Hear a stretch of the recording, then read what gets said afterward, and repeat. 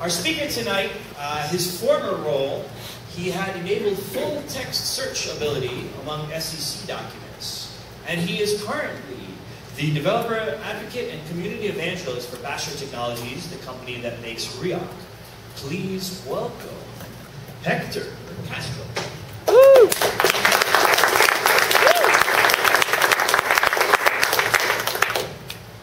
Thank you. So before we start, did everybody see the slides up here? Is it possible to turn off like the front one? Yeah. Yeah, perfect. Awesome. All right, well, thanks everybody for coming out to this meetup. So if you RSVP'd, you probably already know what the topic is, but just to reiterate it. So the name of the talk is Throw Some Keys on It, and the idea is we're going to try to go over one example of data modeling for KeyValue data stores. So you can't see it too well, but down here is the logo of work at Basho. We've already discussed this, so let's go to the next slide. That's my name, we've already mentioned that as well, but that's my handle on a bunch of other internet avenues. Quick backstory on this picture here that I usually start talks off with. So I was on a vacation in Mexico, and there's a touristy area in Mexico where if you sit down to like have a drink or have some coffee, you may be approached by this guy right here. And what this guy does is he stands behind you and he puts his arm on your shoulder, just like that, and he doesn't move until you give him some money. It could be a couple coins, but he doesn't leave until you give him some money. In this particular example, somebody was sitting across from me, and after I gave him some money, he then put his arm on her shoulder and waited there until I gave him some money. So the moral of the story here is that databases and technology and computers and stuff don't pan out for any of us. We all have an alternative career path in Mexico as this guy. All right, so this might be a little bit hard for the people in the back to see, but can everybody see what that is? Can everybody tell what that is?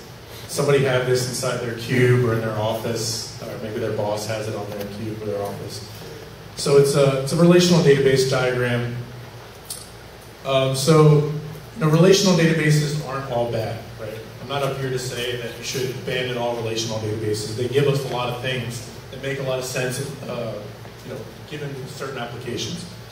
So a couple things they give us is they give us relationships. So if you have multiple entities, you can link them together. You can use transactions. So if you want to modify multiple entities and you don't want, one change to reflect just modifying one of the entities, you want them all to happen or all to fail. You have schemas, so you can define how different types are going to be treated by the database, so you can optimize for how you're going to query them out. If you have an existing schema and you want to modify it by like maybe adding a column or another attribute. And then, one of the most popular things is then you can issue ad hoc queries after the fact using something like SQL.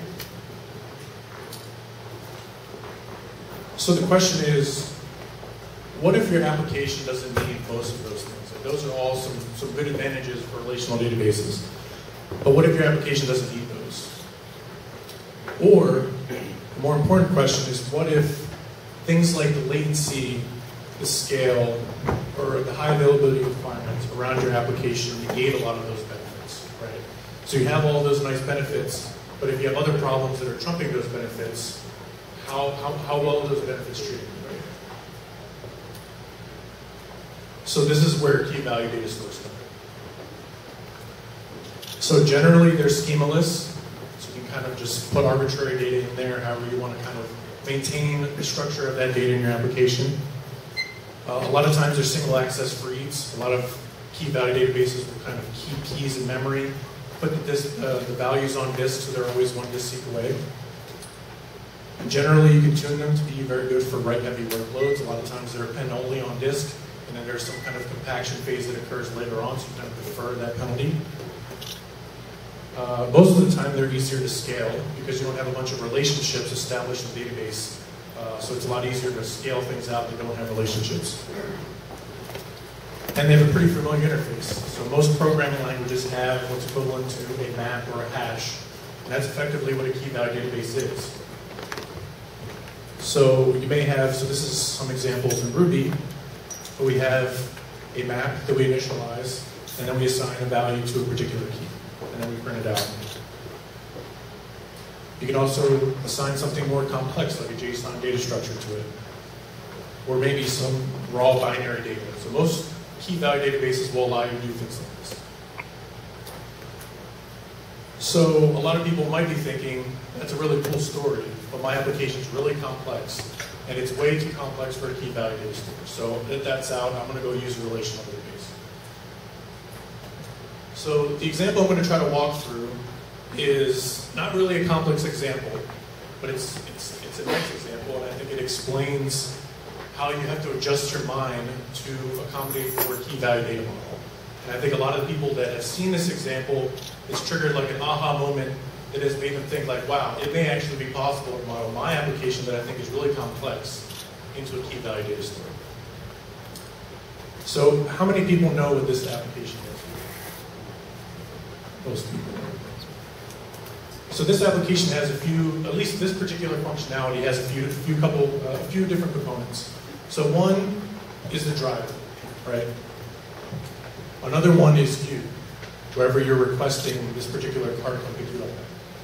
And then the next component is the actual map itself, or the area that's being covered, generally between you and the drivers. So we're going to start off with the driver. So we take the map and we chop it up into a bunch of pieces, right? So if we assume that I'm at location 0, 0, then maybe this one here is at location 1, -2, because that's where the driver is in relation to your 0, 0 position. So if you're using a KeyValue data store, I'm going to use an example in how it works in Riak. Riak has kind of a namespace above a key and a value referred to as a bucket. So you can think of that as like a logical grouping of keys. So in this example, we have a bucket. It's a bunch of numbers here, and then keys. And keys are an underscore delimited coordinate. So the first bit of those numbers represents a date. The second bit represents the time. And then, as I mentioned, the last bit represents the coordinates of where that car is. And so the body of this particular key might be a list of cars that's in that coordinate at that given time, right?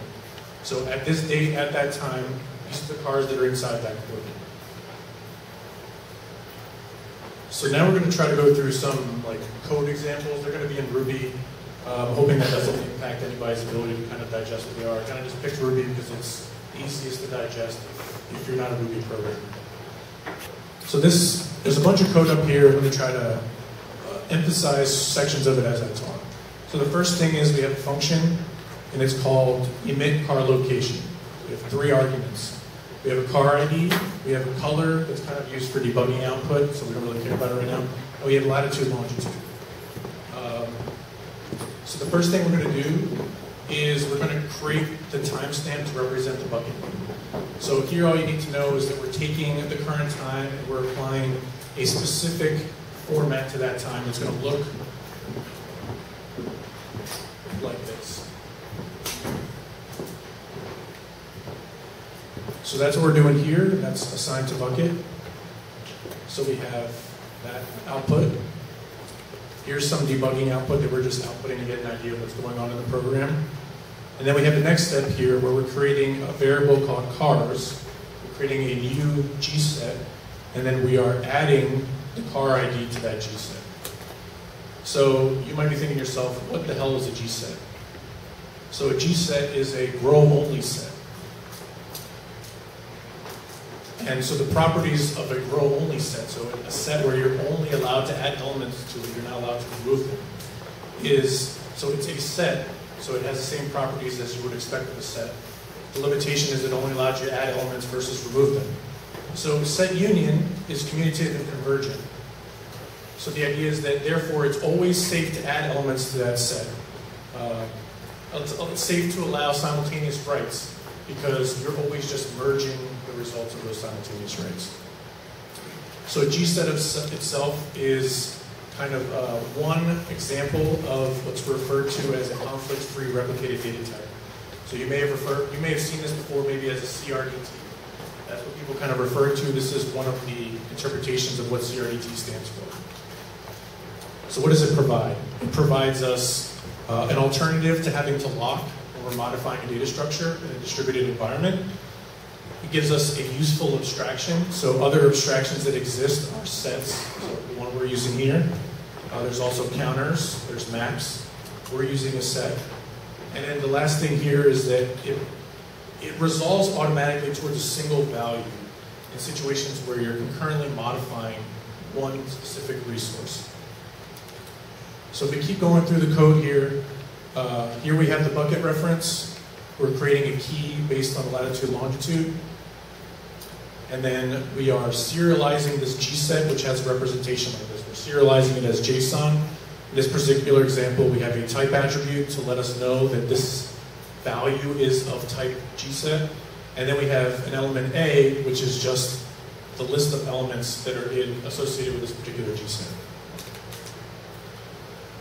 So the next thing we're going to move to is your current location. So again, we have to chop up the map into quadrants. We're going to say that you are at location 00, which is right here. So now we have another function. This one is called request car. It takes two arguments. We have request latitude and request longitude. So it's not exactly a request latitude, request longitude. We're just trying to get as close as possible, referring to these blocks as latitude, longitude. It's not precise because we're not going down to that specific of a metric.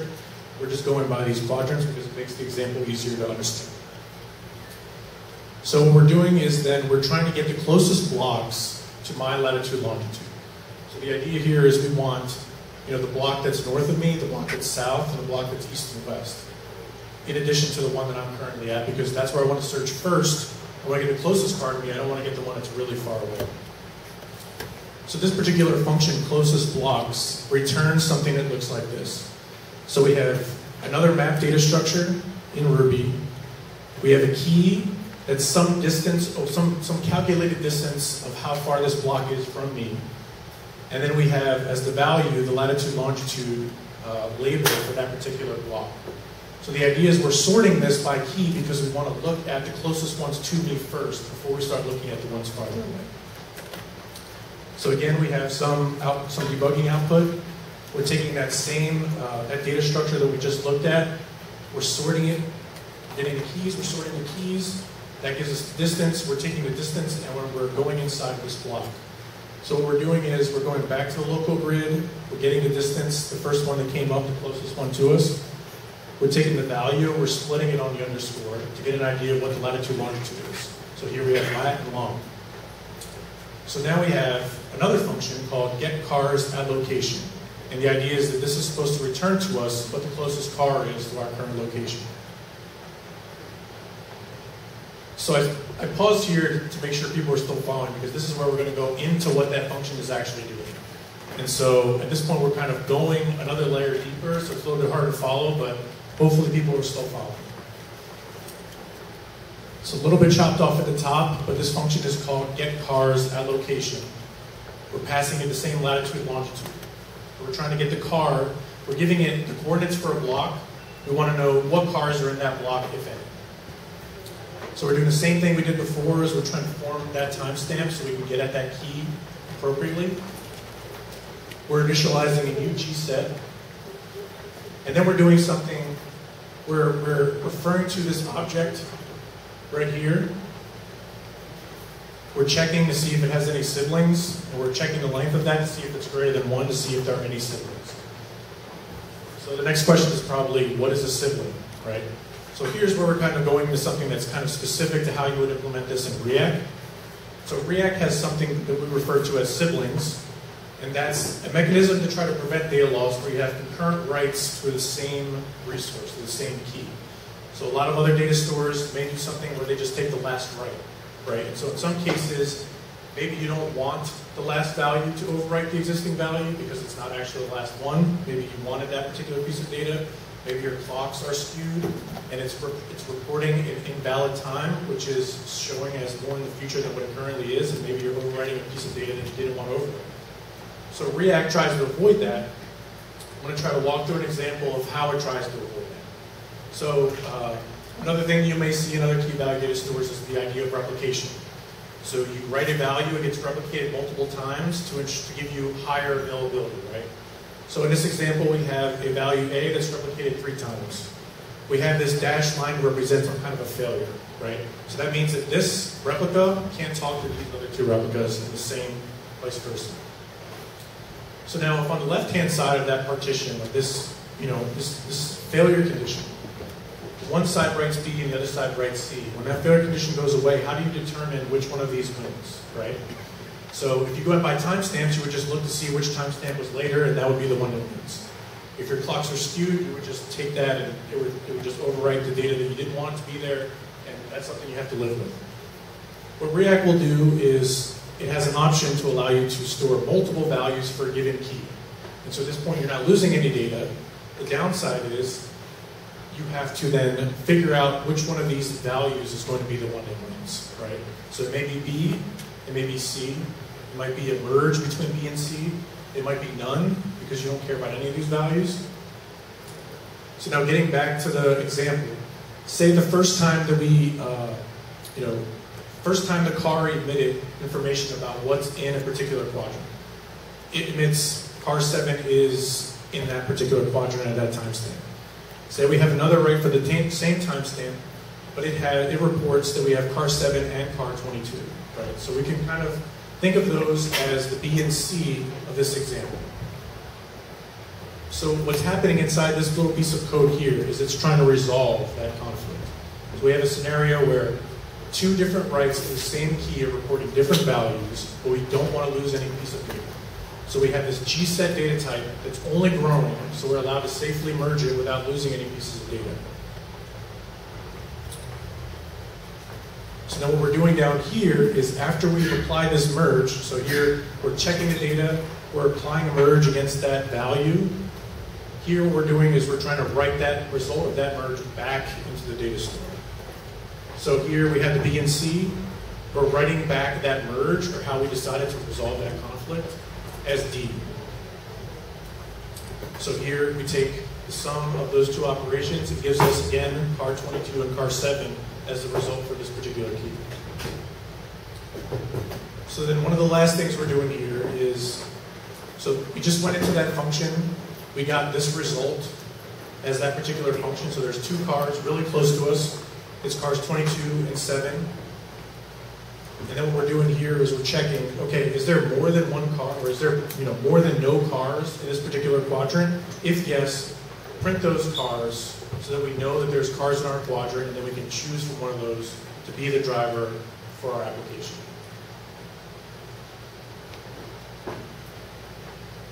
So the example we walked through is basically how you would implement a gset in your application code to help you resolve conflicts in a safe way using a distributed database, right? So that was slightly complicated, definitely more complicated than you may actually think to solve that type of a problem. So if you had that type of a problem, you might use like Apache Solr with its geospatial capabilities to issue a query to determine what the closest car is to at a given time. Maybe you use Postgres's geospatial capabilities to answer that same query, or some other database that has those types of capabilities. We went about it using the KeyValue data store, so we had to model the gset in our application. In React 2.0, these data types are baked into the database itself. So you can use data types like that set, although in addition, the set of data in React 2.0 allows you to add and remove elements from it. You can use that data type in the database, so it's much simpler. So an example of API where you have that same, you're creating this bucket that has that timestamp, you're creating the key with the latitude, longitude. Here you can just add the element, and then you can just access the elements with that method. So you don't have to do any of that merging logic because that stuff is already in the database. So when you have concurrent writers or concurrent actors trying to modify the list of cars in a particular quadrant, that's getting handled by the database for you. So you have data types that function in a distributed environment, and they're highly available. So another question might be, So that was a lot of work for a fairly simple example. Why, like when would it be good for me to put in all that work to solve that problem in that particular way? So one example might be, well, that particular problem solves you, like makes a lot of money for you. Like in Uber's case, that's probably one of their primary things that they do. So that might be a good reason to invest a lot of time and effort. But if we go back to what we discussed before, in their particular example, it may be that they want to solve those questions at the lowest latency possible. So if you have a lot of records in a database, maybe it takes the query planner too long, the latency is too high, you want to pay that penalty, you want users to have that car as fast as possible. Or maybe you have too many users. And then that also generates the same problem. You have a very large data set that you have to scan through to answer that same question. Whereas here you have a couple of primary key lookups against KeyValue data store. Solves that question. If each one of them is taking 5 milliseconds, you have that answer in under 20 milliseconds. Or if the high availability requirements of that particular problem trump some of the other benefits that we talked about before. So, if you have one database where you're issuing these geospatial queries to, if that's down or you have it replicated somewhere else and you have to handle some type of failover, issue queries to that failover once it goes down. In this environment, generally with KeyValue data stores, we have multiple nodes that are both able to accept reads and writes, right? So the short answer is, basically when these types of requirements trump kind of the ease of solving that problem with the tools that we're already familiar with, sometimes it's a good approach to look at them from a different way or modeling them a different way using the KeyValue data store. And that's pretty much the summary of the talk.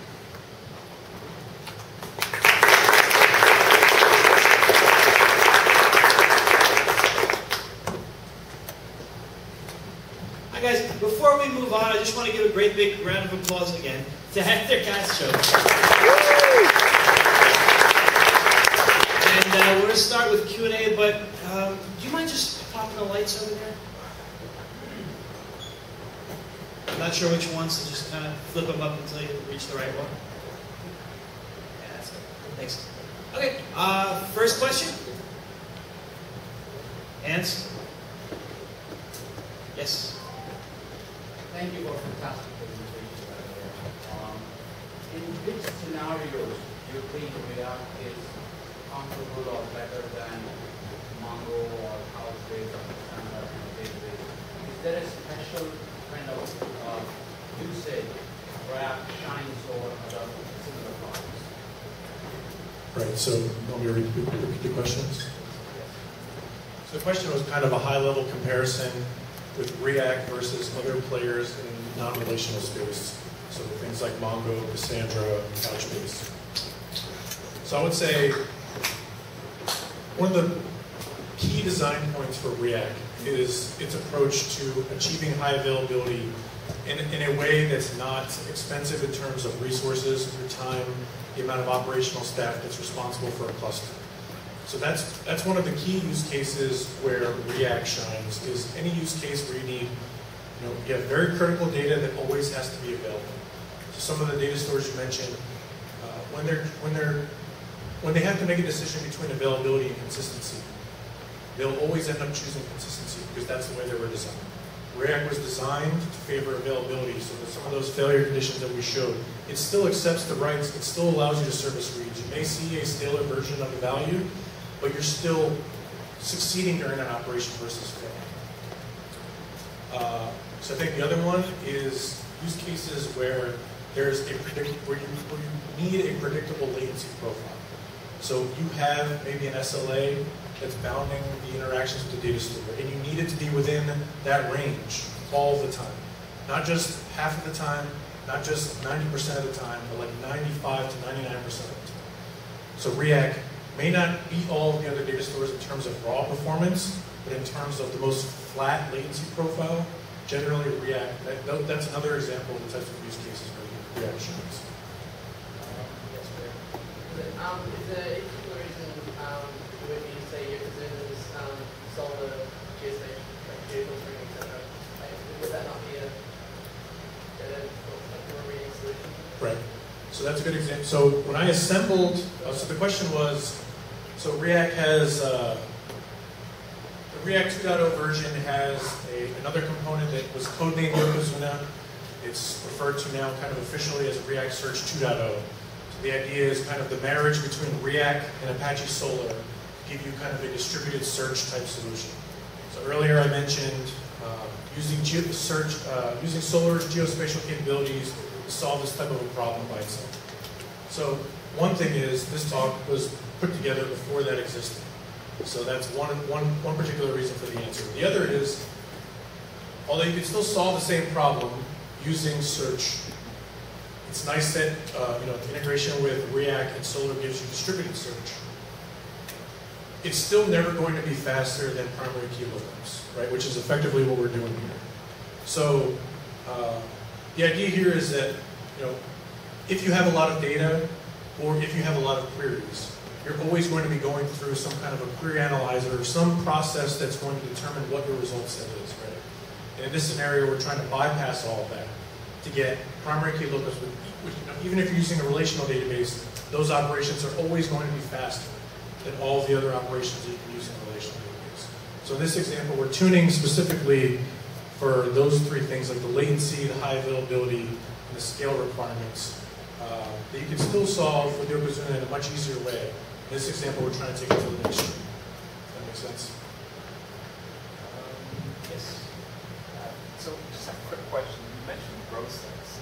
Essentially, you never delete any items from that data type. You mentioned growth sets, I think is what you call it? Yeah, growth sets. So you never delete any data. And I was just maybe because it might be obvious, but eventually wouldn't you want to bring that some of that data or store it? So in this example, so the question here was, we're referring to grow-only sets. We were never getting rid of any elements from the set. We were never deleting any keys. Would we want to do that at some point? So in this particular example, the values that we were referring to were all housed within a single key, right? So one approach that you could use, so again, I'm going to try to refer to something that exists in React where you can kind of expire keys. So we had all the keys underneath a bucket that was time-stamped with a date.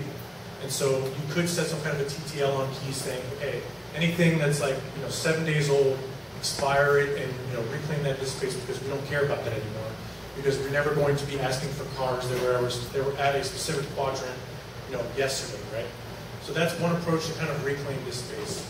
At the individual key level, we're never removing elements, we're just always adding elements. So the idea here is that React is still an eventually consistent data store. So you don't want to lean on it, or you don't want to lean on a distributed database that doesn't favor consistency to make the final decision of which car gets assigned to which user. So in this example, we're kind of using it to narrow down the amount of work that has to be done, and then potentially defer to some other consistent system to actually hand off this car with this user. So at that point, maybe when a particular car gets told that it's in use, it may get added to another data store, and that data store may have maybe a couple hundred max drivers that are currently in a ride, right? And you might look up in there. So in this example where we had 2 cars that were inside your quadrant really close to you, in that case you may look up both of those cars in that database, a consistent database, and say, hey, this is the car I want to choose first. Is it already in use? Yes? Okay, go to the next one. If that doesn't work, maybe you fail back out to this other process to then narrow your scope at the next available quadrant that's created. Does that make sense? Right over there. How is React achieving this constant latency? I mean, what it does to have the constant latency profile? Okay, so the question was, what does React do to kind of give you this flat latency profile, right? So it does a couple things. So I mentioned before it does replication, so then you have multiple replicas of a given piece of data on different machines, right? So typical React deployment has however many React nodes are in your cluster, they're joined together as a cluster. So you may have 5, may have 10, may have 20. And typically there's a load balancer in front of that. So your client libraries connect to the load balancer. The load balancer tries to round robin your request against however many of those nodes it can, right? Any of those nodes can satisfy a read or write request, right? So at that point, you're evenly distributing all of your requests against every node in the cluster, not bottlenecking through any one, right? So that's one of the things you can do to kind of distribute that load against however many nodes. If you start seeing that your latencies are starting to go up, or the number of concurrent requests are starting to go up, then the idea is you add more nodes to the cluster, and that's how you scale out kind of horizontally. The other thing is, I mentioned before, a lot of times KeyValue databases are good for write-heavy scenarios because a lot of times they're append-only, and there's some process later that compacts to reclaim some of that disk space for later on, right? So append-only writes, the fastest way you could write data to a disk, and then at some point you need to reclaim that disk space and you don't run out of it. Riak, in that scenario, you have a multi-node environment with however many Riak nodes. You can stagger the compaction process across all of those nodes, so they're not all happening at the same time. And so if you're staggering the compaction process across 10 nodes, you're never paying, they're not all compacting at the same time, so your latencies aren't going to jump up while all the nodes are compacting. You're staggering it so you pay a small penalty every time one node compacts until that process is over, and then you're back to 100% utilization. So I guess those are two kind of key examples of how kind of approaches that that flat latency profile we're talking about. Does Uber use Riak? Is that why you use the example, or and what's your typical node size deployment? Like how distributed? So I can't answer that question officially in front of this camera, so I'm not going to answer it. I will say that we have interacted with a bunch of similar services solving the same type of a geospatial problem. In one of the POCs is kind of how we came to, hey, this is how we would solve it internally, and so that's what we're going to pitch. I would say in terms of cluster sizes, it varies a lot. I would say a lot of times people will have maybe underpowered nodes in larger cluster deployments, maybe as high as like 80 or 100. Other times they may have like 10, 12 nodes, and those are really beefy nodes. It depends a lot. I think we have customers that are using tons of different instance sizes, AWS, private cloud environments. But I would say maybe like under 100 is probably like the top, the upper bound on that. In those cases, typically people create multiple clusters and they wire them up together to then grow beyond that number to like the hundreds. Is there a sweet spot for the size of the value? Like your example here, you had a couple things, but it could be maximum. Right. So the question was, is there some kind of a sweet spot in terms of the object size? So whatever database you use is going to be different. With Riak, typically the sweet spot is sub 1 megabyte, right? So 1 megabyte is, so there's no hard limit. So if you try to give it a 100 megabyte object, it's not going to say no. But typically the 1 megabyte object, when you go beyond that, is when you start seeing some changes in the latency profile of the cluster. So this is one of the things that might throw off the flat latency profile that I mentioned before. So approaches to get around that is a lot of times if people have a situation like this. So one of the customers that we had, wanted to do like the scoreboard for a popular online game, right? So you could have millions of users. If you want to produce a scoreboard, you have to keep that thing sorted inside of a database like this. That's going to be a really large list. So in those examples, partitioning the list into smaller pieces, or more specifically, partitioning the values into multiple smaller pieces that you're storing in different values. And then when you want to reassemble the list, you're doing like 5, 10, 50 gets, reassembling that list, and then presenting that to the application. So when they get large, chop them into smaller pieces. But your example is sort of the extreme opposite.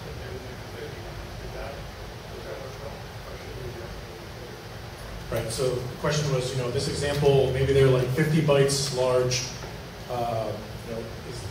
could it be bigger? So I would say basically anything within like 100K is right in the sweet spot. So in this example, we're probably well below the sweet spot, so things should work really, really well. Do you have any migration tool which can help you migrate from RDBMS to the KeyValue storage?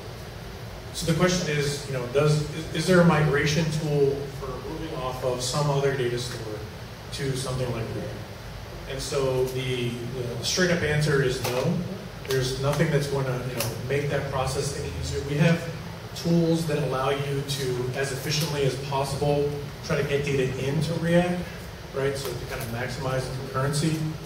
The problem is that a lot of times people are coming off of a relational database, and now you're coming into a KeyValue database. There's no clear mapping between those two things, unless you just sit there and denormalize every single entity into one object and store it in React.